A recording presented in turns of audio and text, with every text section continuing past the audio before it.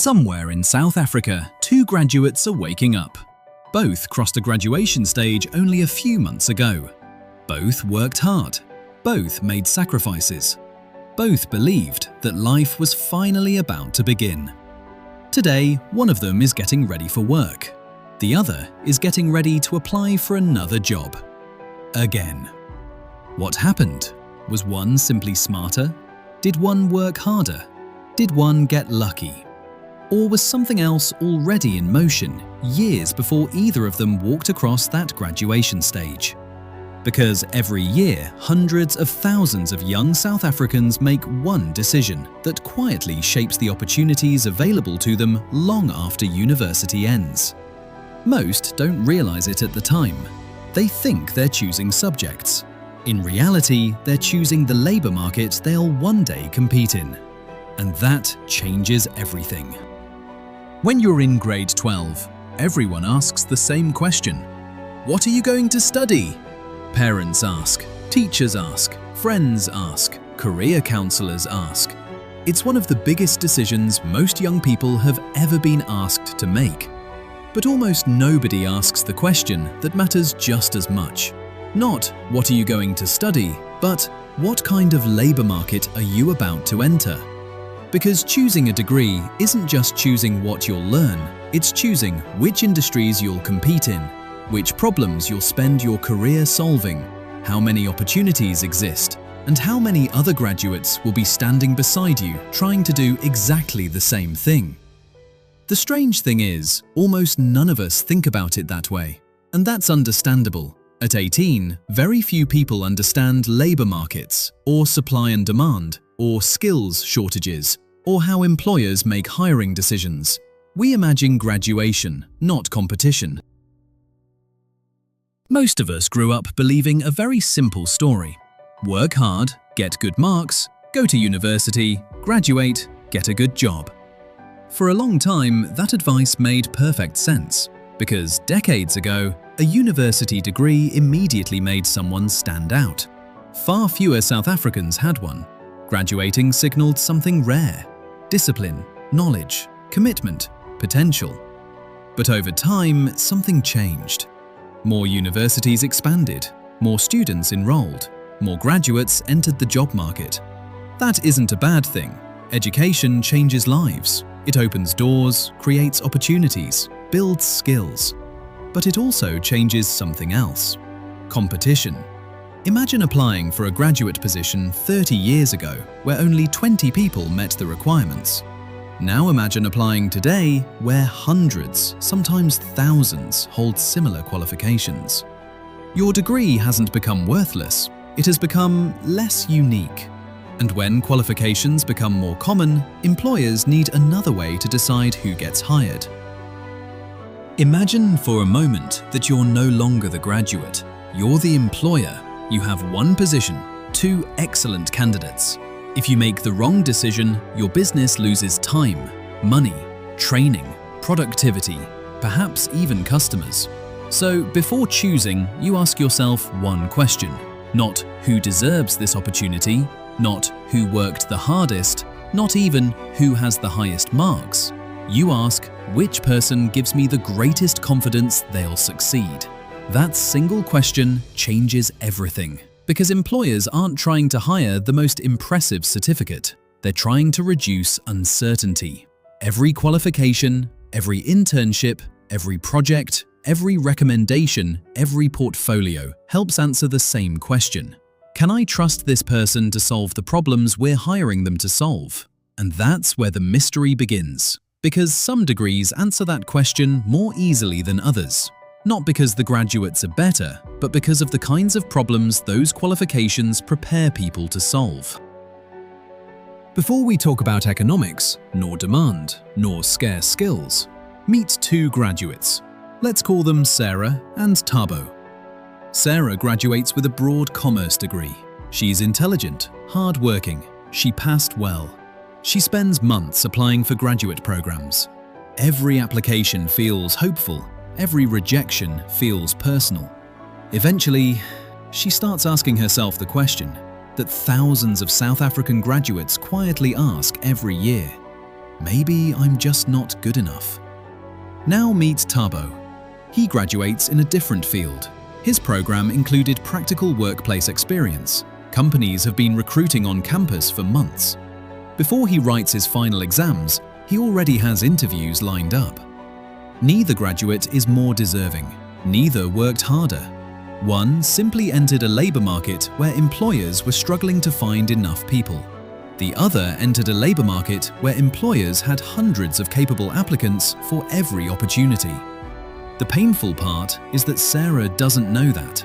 She believes the rejections are telling her something about herself, when in reality, they're also telling her something about the market she entered.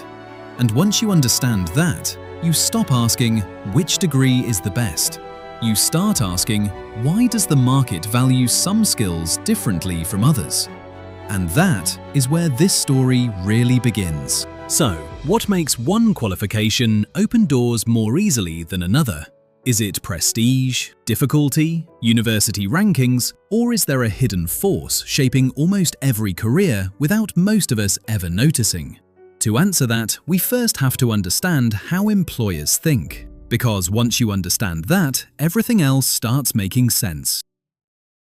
When most graduates apply for a job, they're focused on one question: how do I impress the employer? But employers are thinking about something completely different. They're asking, what happens if I get this wrong? Imagine you're responsible for hiring someone, not because you're trying to be difficult, but because your decision affects an entire business. If you hire the right person, projects move forward, customers stay happy, your team performs better, life gets easier.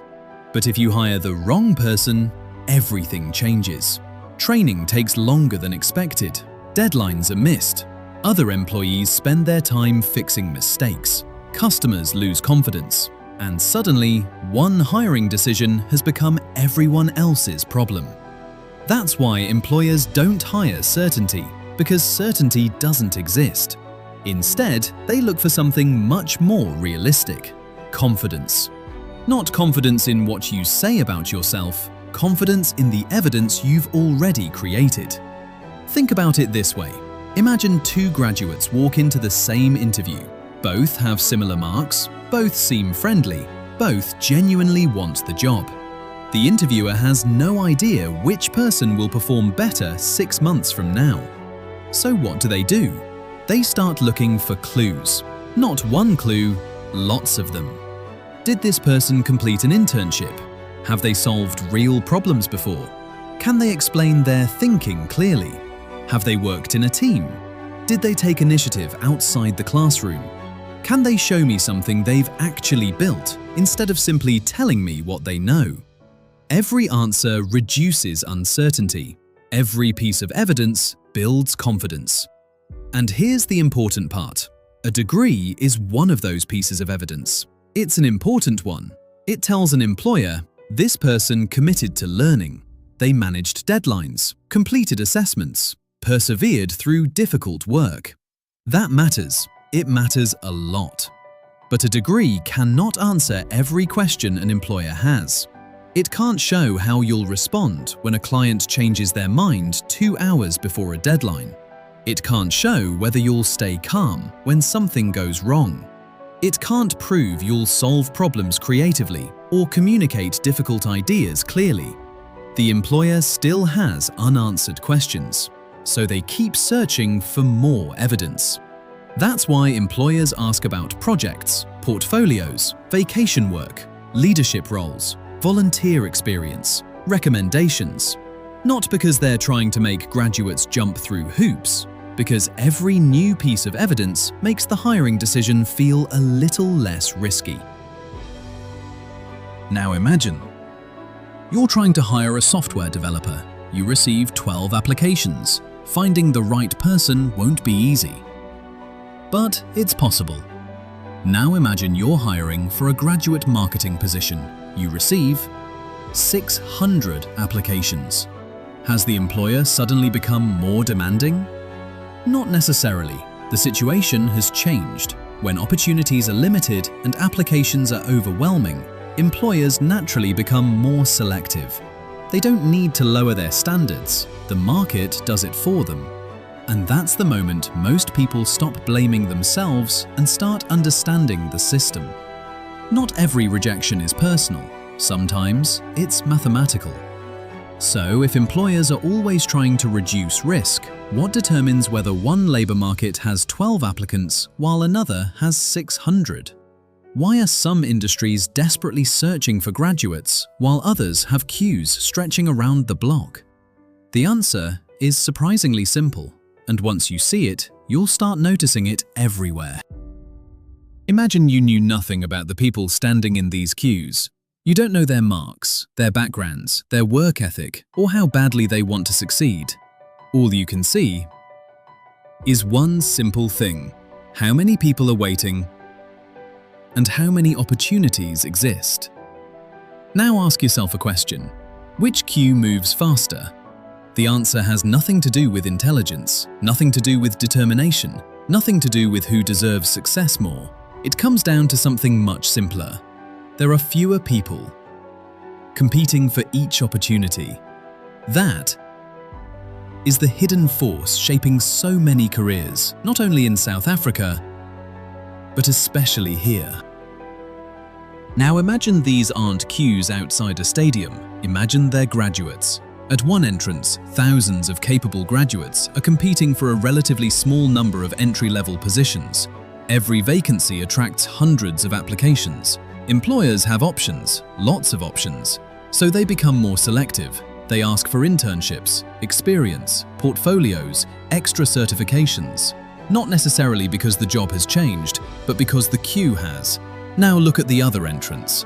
A hospital needs healthcare professionals, a construction company needs engineers, a technology company needs developers, an accounting firm needs people progressing toward professional qualifications. Projects are waiting, clients are waiting, communities are waiting. The queue is shorter, the need is greater. The employer isn't lowering their standards, they're simply searching for people they genuinely struggle to find. The rules haven't changed, the balance between supply and demand has. This is where many career conversations go wrong.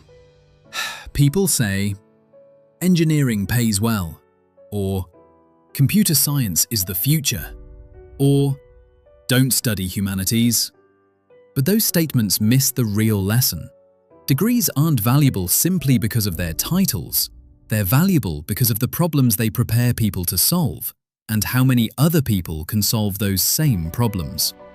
Imagine tomorrow, every South African university suddenly graduated 10 times as many engineers. Would engineering remain as scarce? Probably not. Would employers have more choice? Yes. Would the labour market begin to change? Almost certainly. Now imagine the opposite. Imagine thousands of engineers retired tomorrow and very few new graduates replaced them. What happens? The shortage grows. Competition for skilled engineers increases and their market value rises. The degree itself hasn't changed, the labour market has.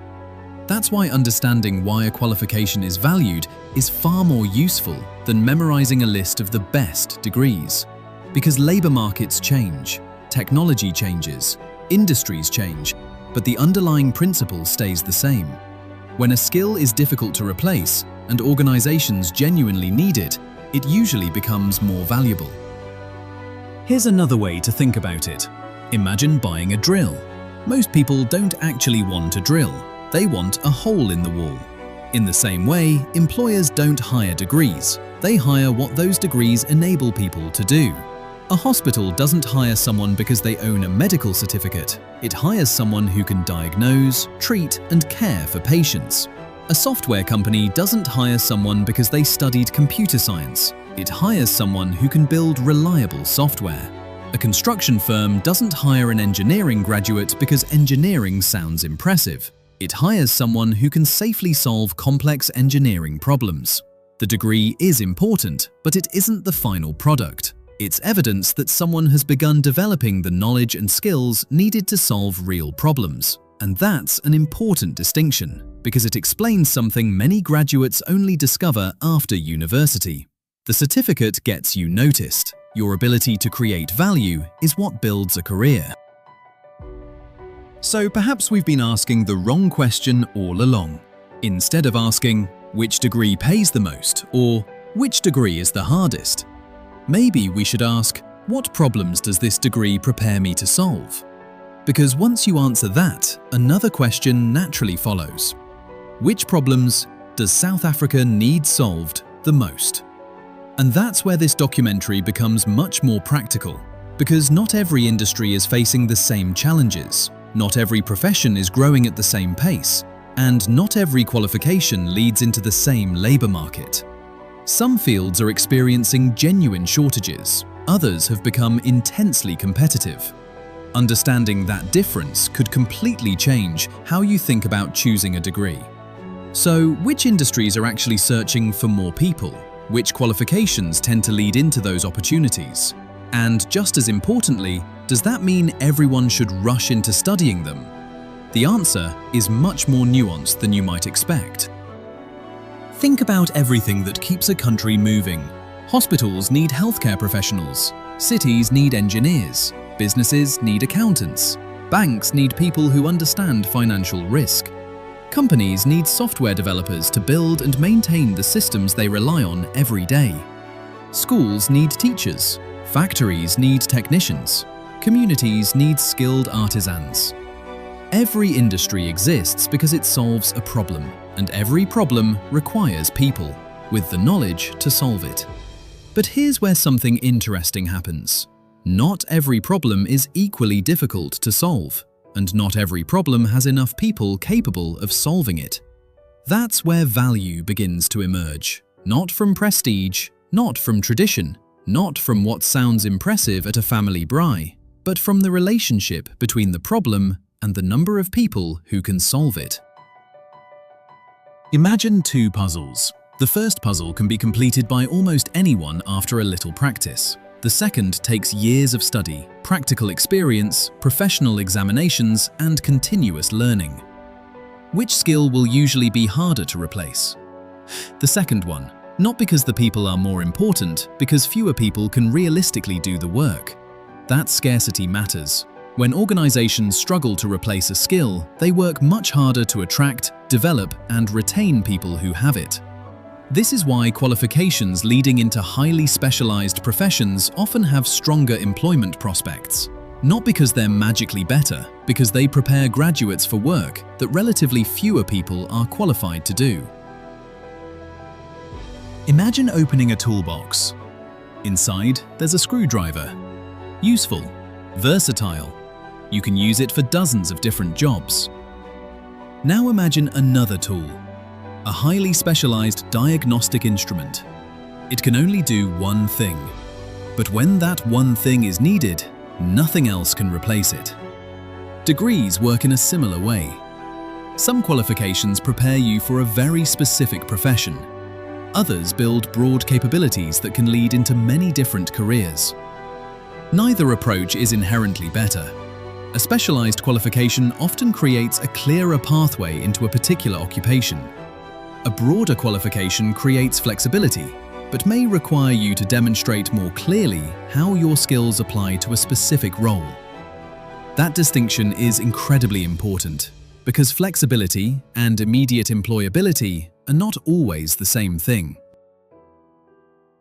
Let's begin with degrees that often lead into professions with clearly defined pathways. Engineering, healthcare, many areas of information technology, certain accounting pathways, and actuarial science. Although each field is different, they share something important. They prepare graduates for work that is highly specialized, often regulated or technically demanding. In many of these professions, there are recognized standards, professional registration, industry requirements, practical training, or licensing. Those requirements don't exist to make life difficult. They exist because the work carries significant responsibility. A bridge must be safe, financial statements must be reliable, patients must receive competent care, critical computer systems must function. The pathway is demanding because the work matters, And when relatively fewer people successfully complete that pathway, those skills become more difficult to replace. Now, this is where many viewers will be tempted to draw the wrong conclusion. You might be thinking, so the answer is simple. I should just study engineering, or medicine, or computer science. Not necessarily, because choosing a degree isn't only about labour market demand. It's also about whether you can realistically complete the qualification, develop genuine competence, and enjoy the kind of work you'll be doing afterwards. A qualification with strong employment prospects doesn't help if you hate every day of studying it or never finish it. The goal isn't to chase the highest paying title. The goal is to find the intersection between your strengths, your interests, and work the market genuinely needs.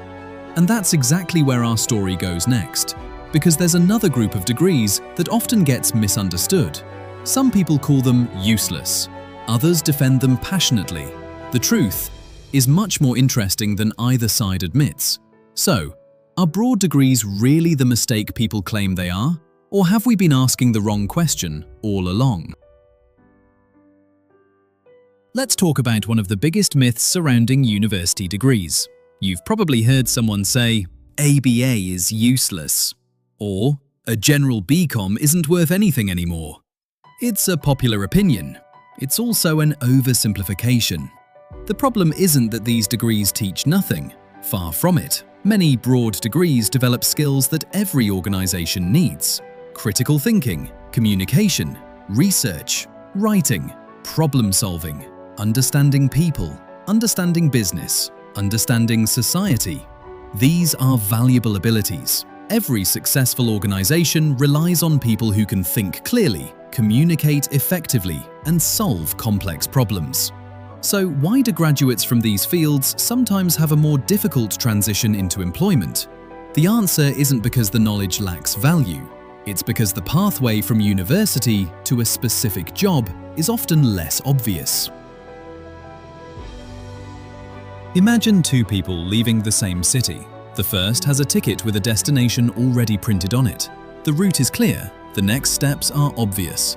The second has a detailed map. The map contains many possible routes, many possible destinations, many opportunities, but they still have to decide which road to take.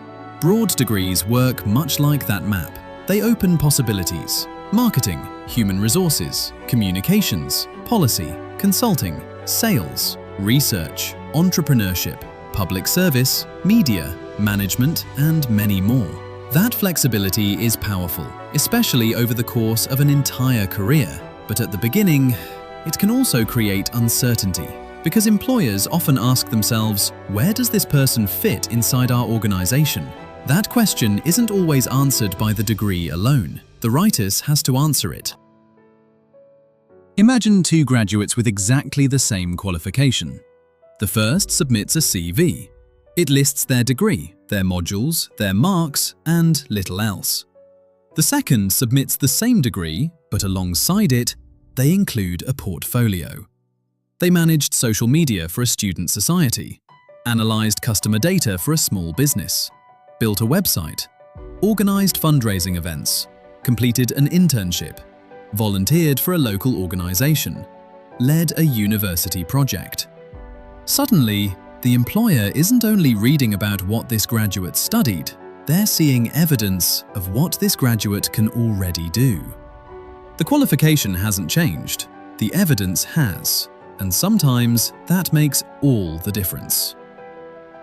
This is something many successful professionals eventually discover. A degree is rarely the final product, it's the foundation. What you build on top of it often matters just as much. Some graduates specialize through honors degrees or postgraduate diplomas. Others earn professional certifications. Some teach themselves technical skills. Others build businesses, create portfolios, develop industry experience, or become experts in a niche that didn't even exist when they first enrolled at university. That's why broad degrees should never be viewed as dead ends. They're starting points. But unlike some professions, they often require you to build the next layer more deliberately. Law provides a good illustration. An LLB remains a respected qualification, but graduating with an LLB doesn't automatically make someone a practicing attorney. Many graduates continue into vocational training, professional examinations, or articles before they can practice. Others move into compliance, corporate governance, labor relations, banking, risk management, public policy, or consulting. The degree creates opportunities, but it doesn't create only one opportunity. And that's true for many qualifications. The certificate opens the first door. The choices you make afterwards determine how many more doors eventually open. So perhaps the question isn't, is this degree valuable? Perhaps the better question is, what will I do with this degree once I have it? Because two people can graduate with exactly the same qualification and build completely different careers. Not because one degree was better, but because one graduate kept adding evidence long after graduation. Because your degree isn't your destination, it's your starting point. What happens next is still being written. If this video added value, I'd really appreciate your support. Leave a like, share your thoughts in the comments, and subscribe to Career Academy for more practical career guidance. I'll see you in the next one.